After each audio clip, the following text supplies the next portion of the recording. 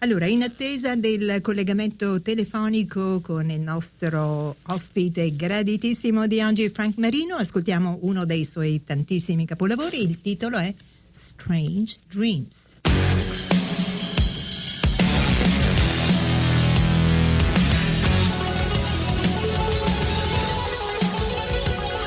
Il nostro ospite di oggi è uno dei musicisti più influenti che il Canada abbia mai espresso nel rock. Frank Marino, chitarrista, compositore e fondatore dei Mahogany Rush. Frank Marino ha conquistato il pubblico di tutto il mondo con il suo straordinario talento e il suo stile inconfondibile, capace di fondere rock, blues, jazz e psichedelia. Una carriera che attraversa oltre 50 anni di musica. È nato a Montreal da padre italiano e madre siriana. Pur essendo stato spesso paragonato a Jimi Hendrix, Frank Marino ha sempre difeso la propria identità artistica, rifiutando il culto della celebrità e lasciando che fosse la musica a parlare per lui, diventando punto di riferimento per intere generazioni di musicisti e appassionati di rock. Oggi abbiamo l'onore di poter dialogare con lui in collegamento telefonico e parleremo anche della sua partecipazione in veste di ospite d'onore all'ItalFest 2026. In effetti si esibirà proprio la giornata inaugurale venerdì 7 agosto alle 21:15 sul palco centrale nel cuore della Piccola Italia, un concerto assolutamente imperdibile. Dietro il grande musicista c'è anche una storia umana intensa, un'adolescenza difficile, un'esperienza che ha cambiato il corso della sua vita e una ricerca spirituale che ha profondamente influenzato la sua musica e le sue scelte personali. Quindi sarà un'occasione oggi per conoscere non soltanto il leggendario chitarrista, ma anche l'uomo, il suo percorso, i suoi valori e la sua visione della vita. In via del tutto eccezionale l'intervista sarà in inglese ed è per questo che abbiamo voluto presentarvi questa scheda in italiano per dare il via alla nostra chiacchierata. Buon pomeriggio Frank e benvenuto a CFMB. Sono veramente felice. It's such a pleasure to have you with us today. It's nice to be here. Buongiorno. Thank you so much. And how are you? I'm pretty good. I'm getting ready for the gig. Ready for the 7th of August? Yeah, I'm getting my stuff ready, getting all my equipment ready and stuff. Wonderful. Your life story is truly inspiring and quite unique. And today I'd like us to go back in time and talk about your childhood, about those early years actually, that shaped who you are and what was like for you at that time. Well, I mean, it was the 60s. Like, I was born in 54, so by the time I knew enough to know what I was doing, it was 59, 60. And I was always into music. You know, I liked it. I liked playing the drums. And I got my father to get me a drum that I could bang on, and then they got me a little organ. So I was always into music, and then the 60s came, and it was the Beatles, and everybody went crazy. But that was, you were 5 years old when you were playing drums? Yes, when I started, yes. And then, Frank, at the age of 13, your life took a sudden turn. Oh, that was the big thing, that was the big thing. I mean, first of all, in the 60s, we did some pretty stupid stuff. Mm-hmm. And I got sick. I got very, very, I ended up in the hospital. And it was in the hospital that when you're in the hospital, I wanted to play music, but I couldn't play drums because there's no drums in the hospital. But they happened to have a guitar. Okay. And so I took the guitar and I used it as a means of getting over my illness. And all I did was just play it and play it and play it. By the time I got out of the hospital, I was playing guitar, and I found friends, and we didn't start a band because that wasn't sort of the motivation. The motivation wasn't to be in a band. Mm-hmm. It was just to play and to have fun. And I eventually met friends, and then some people saw me and thought that they could do something with me, and they convinced me to make a record, and I was not even 15 years old. And by 16, I made that record, and the rest was history. I didn't go to high school. Well, you didn't need to. Look what you accomplished. But at the age of 13, when, looking back now, What do you think that younger you was searching for? You've shown so much resilience and courage, and your parents, I'm thinking of your mom, must have been proud of you afterwards. How did you find your way forward? What helped you rebuild? Well, I'm a religious person. So that, I think, more than anything helped me to get forward. I like everybody in the 60s, I went looking for answers. Everyone was looking for answers. And they were looking in all the wrong places. And I, too, was doing that. And eventually I found the Bible. My mother had always been very religious, but when you're young like that, it's not something you want to be. And I went to Catholic school and everything, so it was not something you liked, especially way back then. It was much harsher than now. But I found that when I was 13, 14, 15, trying to get over my illness. And that's what sort of put me on the road towards recovery. Making such a significant decision for your life at just 14, because you stayed in the hospital for 1 year. Yeah, just 15 years old. Well, in and out. In and out. It takes an extraordinary level of maturity and strength. What was it that really keep you going through all of that? I think necessity. They say necessity is the mother of invention. Invention, that's right. And I think that out of necessity, as an example, I can't swim. And my mother always said, and my father always said, because they could swim, we're just going to throw you in the water and you'll be able to swim. But of course, they never did. But I'll bet you if they did, I would have learned to swim. And I think when something is totally necessary, people gravitate and they find their way to do what's necessary to make their life work. And I think that's the same for everybody. I don't look at myself as being any more special than anybody else. I just had some opportunities, and I used them a certain way, and things turned out the way they turned out. It could have been anyone. Could have been my brother. It just happened to be me. And I guess I believe in God, so I think that God wanted all this to be the way it was.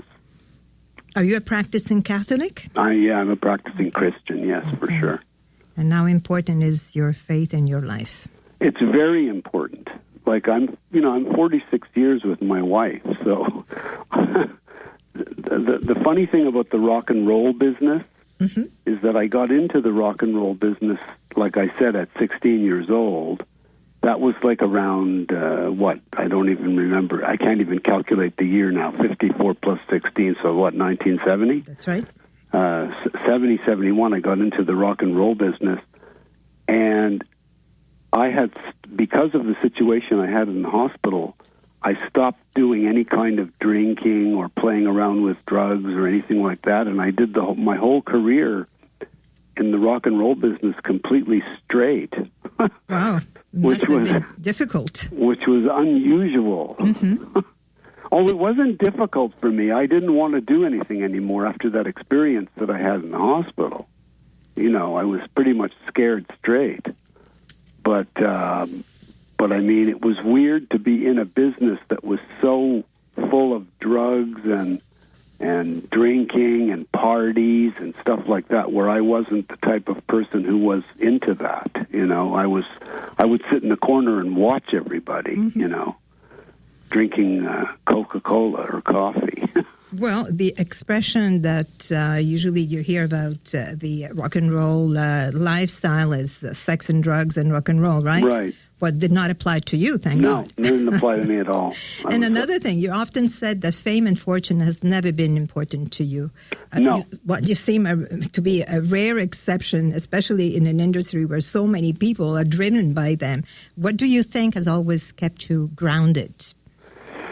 I think that just the way I look at fame and fortune, those are two very specific parts of being in the rock business. Fame, I think, is associated with pride, and I don't really think pride is a good thing to have. So I don't really want the fame.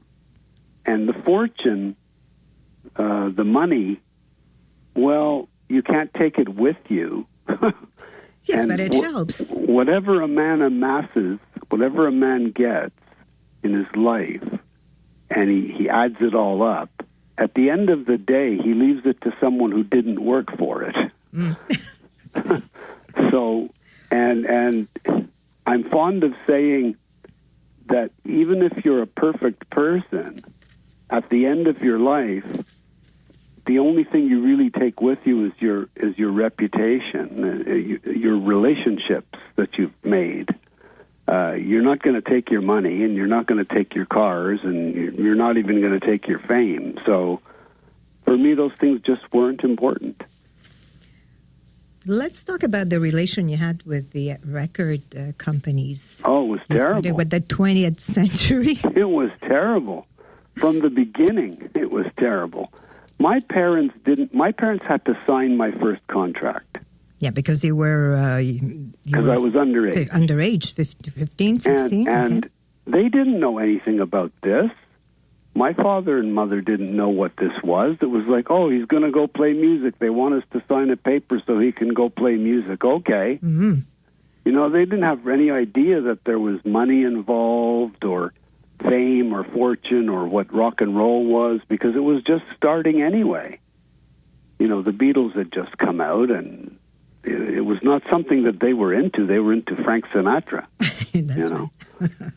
and so they signed this contract, and what happened with me was it was a very, very bad contract. Why?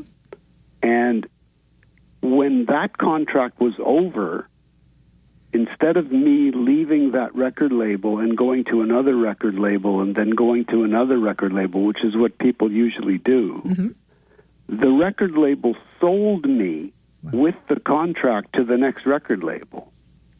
And they could have done that? And yes, and they did that again this third time when I got to Columbia. So that contract, that bad contract, sort of followed me wherever I went. But like I said, I wasn't really caring that much about it because I wasn't into the whole fortune part of it, and I wasn't into the fame. I just wanted to play music and write songs and have fun. And I'm still that way today. It's like, you know, I retired from the music business a long time ago, but I only come out to do special occasions and special events. And when Francesca asked me to do ItalFest, I thought, you know, my father would go crazy knowing I'm doing this. He would be so proud. It. Oh, yes. Your father was Sicilian, right? I'm coming out of retirement to do it, really, you know. You're very selective. Now I'm very selective, yeah. Okay. This will be the first time the band plays together in 16 years. Wow. Okay, so it's really a unique concert. But tell me one thing. You said that everyone, which I found hard to believe, every one of the albums was written when it was recorded. That means there was never pre-production, practice. Yes. How did you do that? I don't know. I just did. Necessity, the mother of invention. Like, we would get to the studio and say, okay, time to do our next album because we're with the record company and you have to do so many albums a year. And I have nothing. I'd say to the guys, well, let's go have a coffee and I'll write a song. Okay. And I'd write a song, they'd come in, learn the song, we'd record it. Then I'd do it again and again and again and again. And I did that with every record. And what was the reaction of the record company? Oh, they hated it. I'm a guy who had the worst relationship with his record company for his entire career. Because you are a free spirit. Yeah. And you don't want imposition. It was nothing but arguments all the time. And by the way, that's why I left them. Okay. You know, I left Columbia Records in the 80s. Mm-hmm.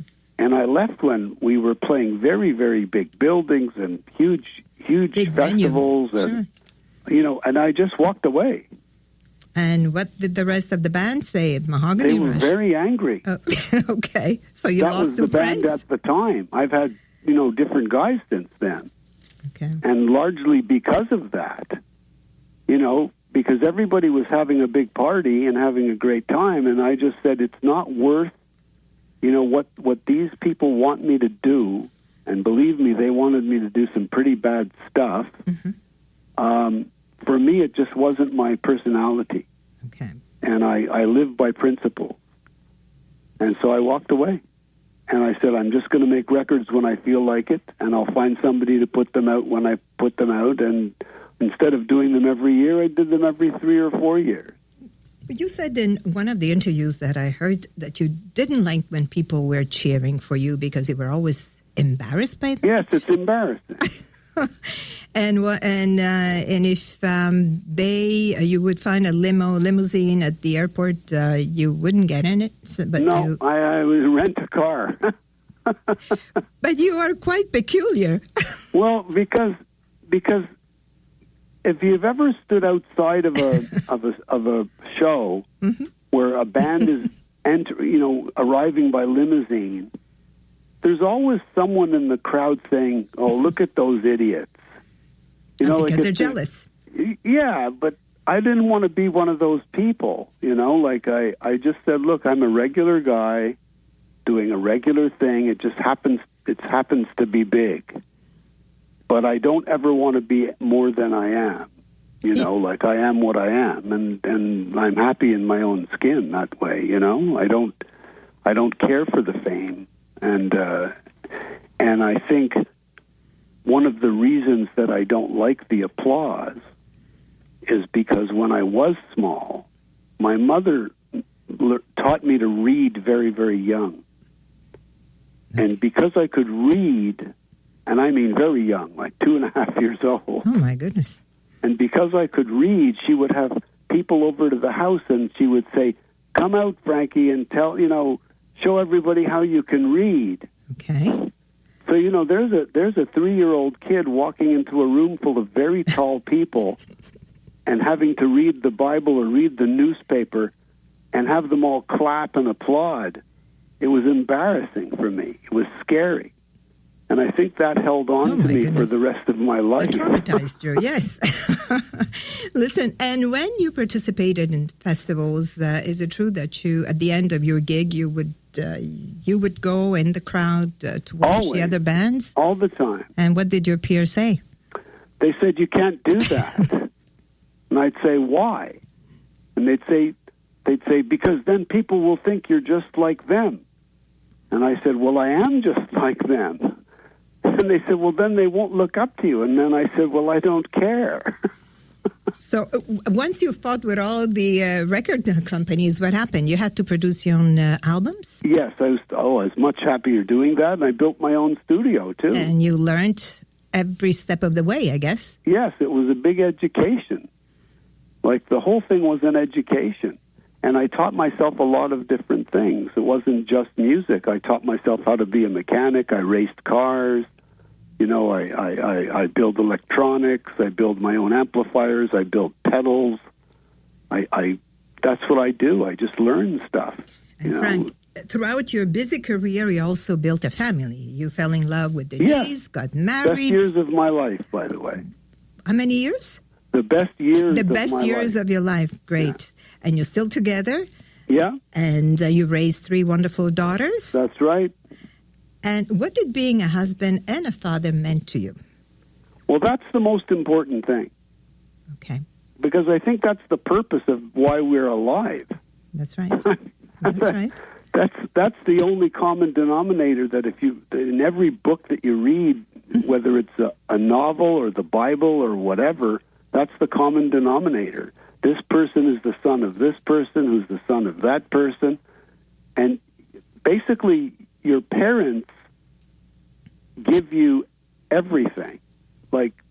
Like everything you have, someone gave you. It's usually your parents. They gave you your name. They gave you the life that you have. And when they die, they give you your identity. You become that person who's the son of so-and-so. My father's name was Vittino. And he was Sicilian, right? Yes. His family came from Marsala, but his mother came from Campobasso. Okay. So Molise e Sicilia. Yeah, yeah. And good food, both sides. Have you gone to Italy? I'm sure you did visit Italy. No, I haven't. But my daughter. Shame on you. Well, you have to go one of these days. Yeah, I know. I just don't like flying. Okay. Well, and what do you cherish about your Italian heritage, and what do you value from your Syrian roots? Everything. The history. It's literally the building block of our modern world. You know, there's so much history there. And from your mom's side, from the Syrian side, from your mom's side, she was Syrian. From my mom's side, there's all of the history of the Syrian race just and the Arab race, absolutely, with the religion and the Middle East and Jerusalem and all of that stuff. And from my father's side, there's Rome, there's Italy and Sicily.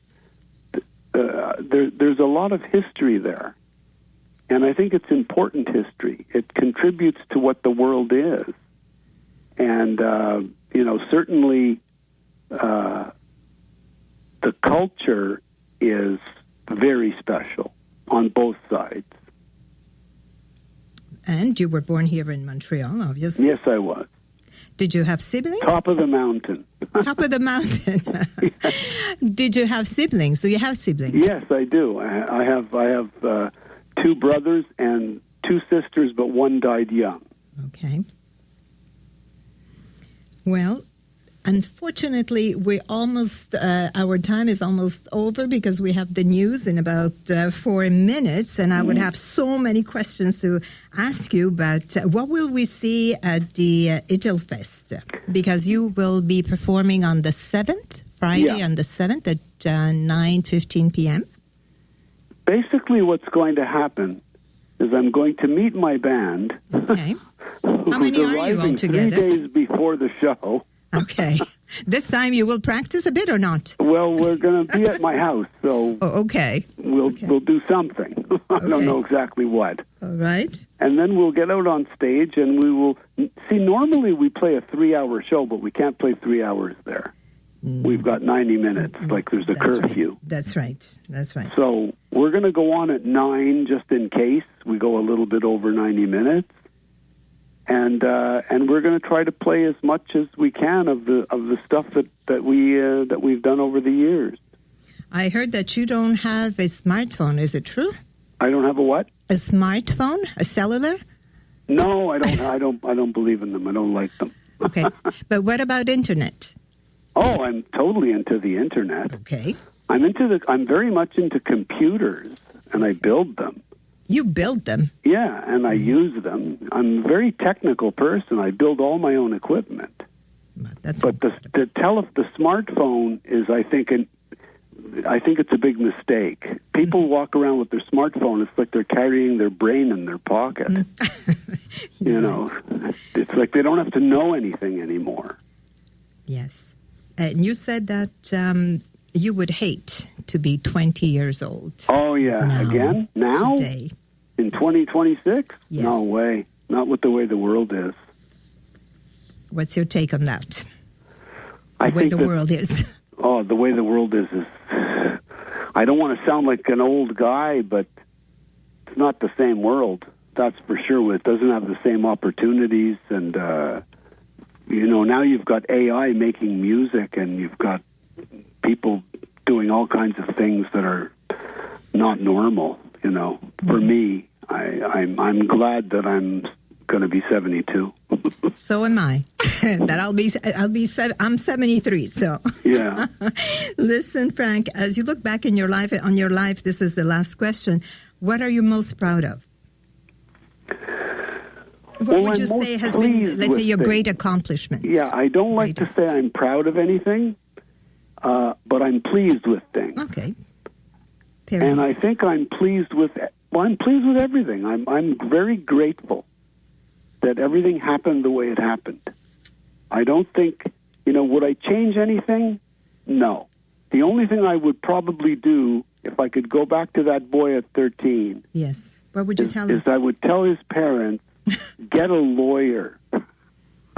Get a lawyer before signing the contract, you mean? Exactly, yeah. It's been a pleasure having you, and we're looking forward to your concert on the 7th, and we'll see each other then. Thank you so much. Come and see me and say hello. Absolutely. All right. It's been a real pleasure speaking with you, and we wish you all the best for your performance at ItalFest and for everything that's ahead. See you on the 7th, my dear. Thank you. Bye-bye. Grazie mille. Grazie a te. Okay, bye. Ciao.